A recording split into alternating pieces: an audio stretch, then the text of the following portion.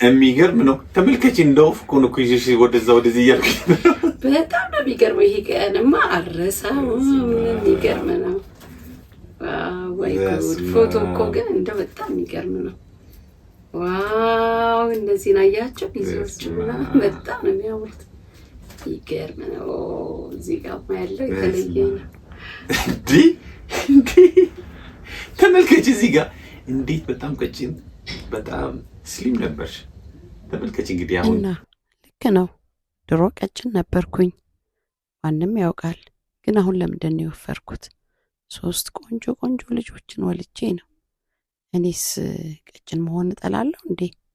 እድሜ እየገፋ ሲሄድ በወሊድ ምክንያት በተለያየ ምክንያት እኮ የሰውነት ለውጥ ሊመጣ ይችላል እና አሁን ውፍረቴን አይወደውም ማለት ነው። ዋው የሚገርም ነው። በትዳር ውስጥ የሰውነት ቅርጽ መቀያየር በወንዶችም በሴቶችም ላይ ሊከሰት ይችላል በብዙ ምክንያቶች። በጤና ምክንያት፣ በድንገተኛ አደጋ፣ በወሊድ እንዲሁም በብዙ ምክንያቶች። ነገር ግን ፍቅርና ክብርን መቀነስ የለባቸውም።